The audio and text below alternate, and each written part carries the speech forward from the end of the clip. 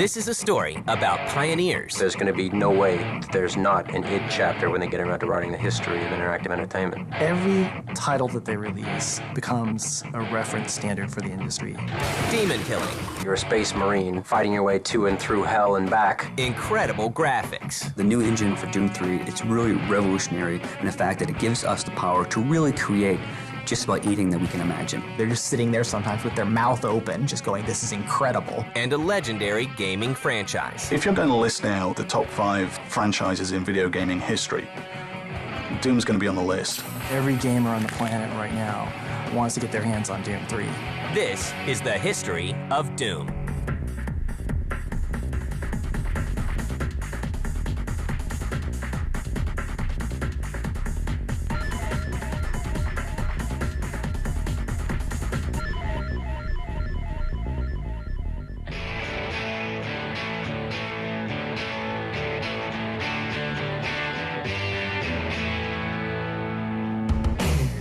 It's May 5th, 1991, and a small company in Mesquite, Texas called id Software makes a big impact with Wolfenstein 3D.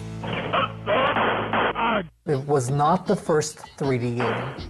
It was not even id's first 3D game. But it was the first 3D game to really hit a national and even international audience. And it was done in a way that had impact. People weren't ready for it.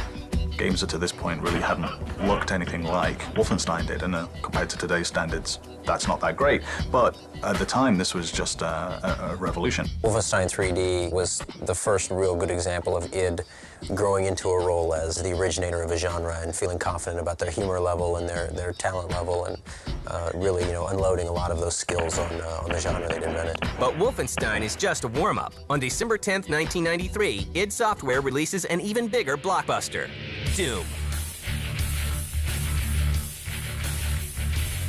The original Doom was really good because it was kind of the first game that kind of gave everyone a glimpse to the future of what games, would be like. Deathmatch was an id terminology. The word probably existed beforehand, but was popularized by Doom. When people talk about frags and all the other terminologies, they're hearkening back to things that were set in place by Doom. We enjoyed the jump to the more kind of horror action with Doom, and of course it was also driven by what we were watching at the time. Doom was always about aliens and Evil Dead. There is no real way, to my knowledge, to estimate how many people have downloaded and played Doom Shareware. I think you could make a very, very good argument that Doom was probably the most played computer game of all time, just because of all the people who downloaded it for free. Doom will rack up more than 10 million downloads in its lifetime. id follows up with Doom 2 1 year later, but then takes a break from the franchise to release Quake in 1996. Quake in its day was an absolutely phenomenal engine to debut with. It was just raw technology that you would look at and say, we haven't seen anything like this on the PC before. And then they took it a step further. It was actually brilliant fun to play in multiplayer, and really created the multiplayer shooter as a phenomenon event. id Software's games in general appeal to fans because they put out next-generation technology with their new big games, and they're able for PC gamers to take gaming where it hasn't been before. I was certainly a strong advocate of getting good 3D acceleration in early on, and we went out of our way to do some of the early things like the rendition version of Quake, the original GL Quake, being freely released. id continues to push the boundaries of technology with the release of Quake 2 in December 1997 and Quake 3 Arena in 1999. Quake was central in convincing every serious PC gamer you had to have at least a decent 3D card, and preferably the latest and greatest. Really the big thing was when we went to Quake 3 requiring hardware acceleration on there, and that was again a somewhat gutsy move at the time because there had been a few hardware-only games, but they had been these small niche products that generally hadn't been very successful. But once you were past that hurdle, you were never going back, and PC gaming changed forever because that was the only way to play a shooter if you were serious at all. And Quake 3 was looked at in a lot of people's eyes as a bellwether of, is this going to be okay to do this at this time? And while Quake 3 wasn't our largest success, it was certainly a big enough success that everybody looked at and said, yeah, you could still take advantage of the hardware features and still be very successful. Every title that they release becomes a reference standard for the industry. It raises the bar once again. id Software is ready to start its next game, but the small developer must first face its inner demons.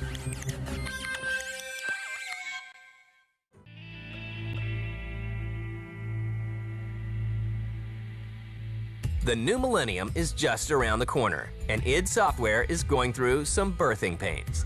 Every project for the last couple ones we had been considering, well, is it time to remake Doom with new technology and all that? At the end of Quake 3, we did have a little bit of an internal spat over where we were going with the next project.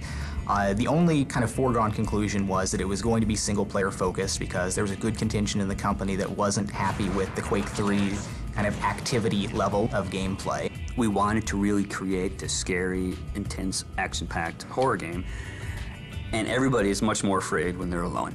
But there was still debate over exactly what we were going to do, and it did come down to a point where we had a big forced issue about it where I wasn't at all comfortable with the alternate project that was being pushed on there, and it wasn't clear that we could come up with a clear, unified company direction on something brand new. And every project for the last couple ones we had been considering, well, is it time to remake Doom with new technology? John, when he was doing research on what the next generation of technology from id was going to be, came to the conclusion that he was going to be able to realize sort of the vision that he had in his mind's eye when he came up with the original idea for Doom, in that we could use and leverage that technology to really create this intense action horror game and make a really scary version of Doom. Originally, I was opposed to the idea. I was a bit concerned that the team that we had, which was a bit in transition, wasn't going to be able to really push Doom in a direction to sort of live up to the title. So I just kind of made that the stand and said, now's the time. We can do some really radically better stuff with new technology now. In hindsight, my opposition was absolutely wrong. The decision was great. Bringing back Doom is an exceptional challenge. We've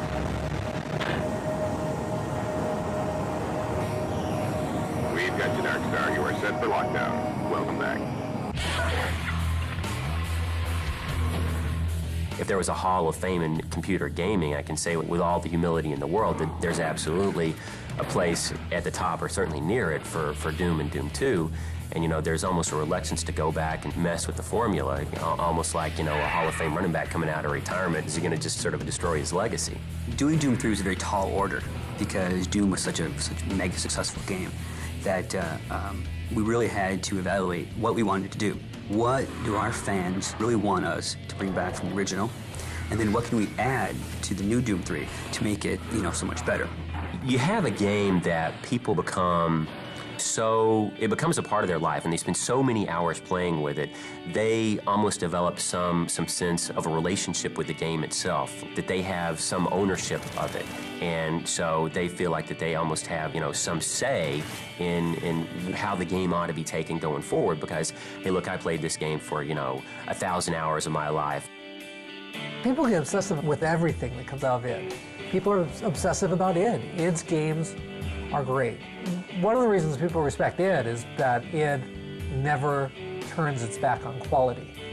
Everything that comes out is going to be good. People get so emotionally attached, and then they get afraid of, well, if it's not the exact game, or if it's not as good or better, if it's not their interpretation of what the next game ought to be like, and they get afraid that we're going to do something different with it. They don't want to see the next game come out because they just want to sort of freeze time and have Doom be the way it was when, they had all these great experiences in their life and don't want to have anything to sort of spoil that memory.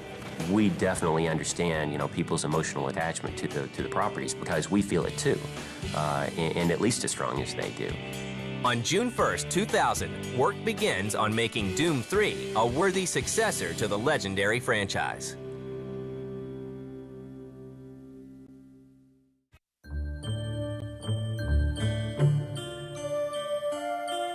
It's the new millennium, and id Software is hard at work on Doom 3. The first year of Doom, after I had laid down the very basic technology, I was always saying that there's kind of like a tripod of features and technology that's going to make Doom what it is. There's the unified lighting and shadowing, there's the more complex animation and scripting which will show off that lighting and shadowing on there, and then there's the GUI surfaces which add the extra level of interactivity to the game, and all of those really proved out correct. The new engine, for Doom 3 is it's really revolutionary in the fact that it gives us the power to really create just about anything that we can imagine. Okay, there's a few things we need to take care of first. And id pieces together the game's new storyline with the help of science fiction writer Matthew Costello. We actually contracted a professional science fiction writer to help us with the story. That was a first for id. He left you no choice. True. but this is the last time. After we laid the basic story foundation down, we storyboarded all the action. That also was the first for id. We knew we wanted to take the Doom story, the original Doom story, and the Doom environment, and sort of bring that into the future. Amazing things will happen here soon. You just wait.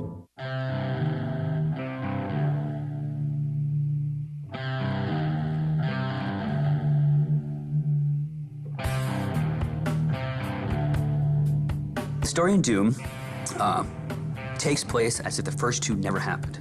So it's very important that fans realize that this is not Doom 3, you know, after Doom 2 Hell on Earth. This is Doom 3, whereas Doom and Doom 2 never happened.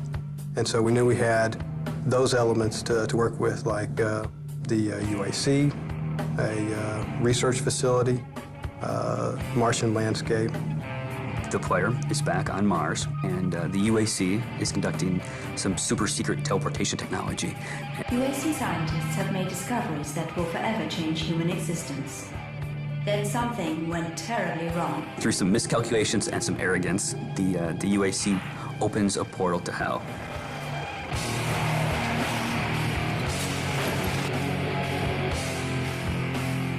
When we started thinking about what direction to go with that, we looked at different movies that we felt like that would portray those demonic elements, monster elements, the Martian landscape, the weapons that we felt we'd have, things like that. We really kind of taken a new approach on the old story. We've answered some questions like, where did the UAC come up with the technology? You know, what's the demon's motivation? I mean, we've really expanded all of those aspects and made a really, you know, engrossing story. And some old enemies make a return, along with a few new surprises. With the ultra-realistic looking, you know, textures and monsters, we could bring those original demons that people love so much from Doom back, you know, with just larger-than-life quality. There's quite a few little elements that popped up here and there in Doom 3. There's a number of textures, from little tech textures or some evil wall textures or satanic symbols and things like that. The original Doom demons are very classic in themselves. We knew that we had to bring the great ones back, like the Cyber Demon and the Pinky Demon. We decided which ones we wanted to bring back, and then Kenneth Scott took those and started to draw the newer, updated versions in concept art. The Imp character people remember from the original Doom, the Cacodemon, which is that big, well, it's like a big strawberry in the original Doom. He's quite a bit more scary in Doom 3. But besides bringing back some of the original classics, we actually came up with some new ones and some brand new, fresh demons that no one's ever seen before. But gamers won't be facing these demons empty-handed. All of the weapons from the original Doom are in Doom 3, and we've added a few new ones. It's a good feeling to bring up that Doom shotgun, bust open a door, and go into a room with demons. So I think fans of the original will definitely appreciate that. In 2001, Doom is revealed to the public for the first time at Macworld in Tokyo. But the game makes an even bigger splash when id Software takes it to E3 in 2002.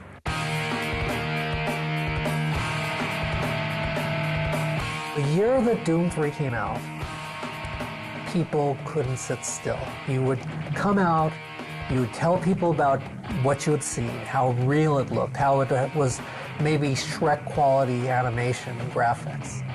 And they'd look at you blank-faced because there was no way it could be real. We had a 15-minute in-game kind of demo play, and we had seats, and it was real dark, and it really kind of made the fans realize that the game's scary, that the game has movie quality, that, you know, it's over-the-top action.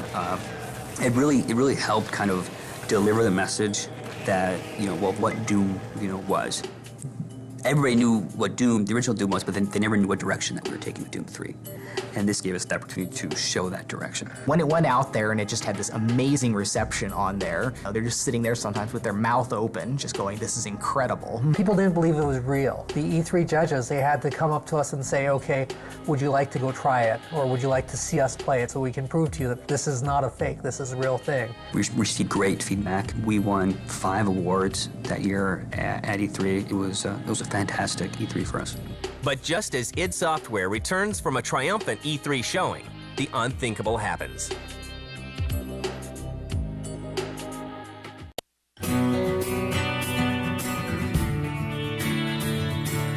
Not long after E3 2002 wraps up with a phenomenal showing for Doom, a leaked version of id's new project appears on the internet. We would get mail from people saying, I played the demo and it had all these problems. Whatever, it's not a demo, it was a stolen, leaked executable. The notorious sort of Doom 3 alpha wasn't really even an alpha at all. It was actually a build of the game that had been built up for E3 that I'm not exactly sure how it got out. People got a hold of that, and of course, it began to distribute over the internet. We'd obviously prefer that something like that never happen, but it doesn't really hurt us that much. It's a distraction when we have to worry about running damage control and spinning some of the issues in there. Today, we can look back on it, and as bad as it seemed at the time is that we've certainly been able to overcome. But I don't think that there's going to be anybody that got a hold of that for some reason that won't buy the game because they saw that. It's obviously too far away, too much of it has changed since then. id forges ahead, making advances in a new area.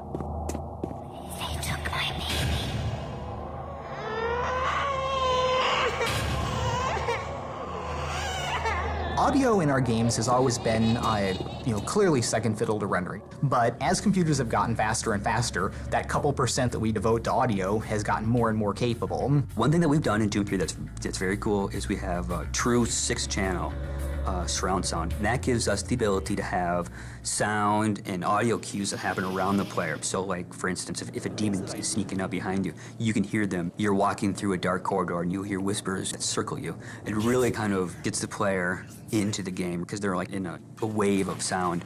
And Chris Vrenna, the former drummer for Nine Inch Nails, is brought in to lend his talent to the music in Doom 3. In Doom 3, the music is a little bit different than what we've done in previous titles. Usually, what we had is like a soundtrack that loop throughout the entire level or area that you're in.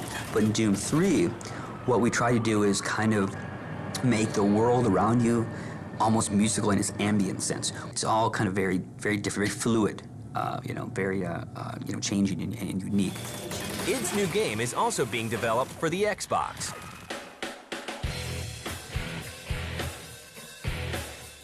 The original core rendering decisions for Doom were influenced very specifically by the capabilities of the Xbox. We knew at the time what the Xbox was going to be like coming out, and the rendering of what we do with geometry and surfaces and textures and all that was crafted around something that was going to be efficient on the Xbox. One of the great things about the Xbox is the technology in the Xbox is very similar to the technology that John looked at when he architected the engine. So all the features that you see in the PC version will be in the Xbox version. The dynamic lights, the physics, the bump mapping. Now, of course, there will be things that are different, but I believe that people that don't have a PC that have an Xbox will still be able to enjoy what the PC people will be raving about. Doom 3 is shown again at E3 in 2003 and 2004. Each time it appears, attendees are awed. Work on the game begins to wrap up. I'm sure it's going to be a huge release when everything gets out here, but everyone should be really looking forward to getting the game out on the shelves because the response should be just really phenomenal. Every gamer on the planet right now wants to get their hands on Doom 3. What I've been most proud of in Doom is the way that the technologies all kind of come together and really provided a seamless experience, whether you're playing the game, searching, fighting the monsters, or interacting with the GUIs. It's all come together to be a very nice kind of seamless package for the player. The thing that makes me the happiest is when people come to id, they play the game and they say, you know what, that was great. It was better than I thought it was going to be. And before Doom 3 is even out the door, the team at id is already looking to the future. We have decided we're not going to go back and do a Doom 4 or another Quake game, which is, Quake 4 is already in development at Raven, and Return to Castle Wolfenstein, basically the sequel to that, is a project that's already in the works in another studio as well. So our job will be making something new, and we've decided we're going to do a new IP, a new brand for id. After any project, I've usually got a pretty big list of technologies to explore. There's other just wild research ideas that I'm going to be pursuing on there. The next project is actually already in the works. We have some rough ideas. We started on some very simple concept art. We are a small team. We make games to stay in business, and that's what we need to do. So we will start on the next title relatively quickly. think 20 years from now, we're going to look back at id as being a fundamental source for all that is great about interactive entertainment. And there's going to be no way that there's not an id chapter when they get around to writing the history of interactive entertainment.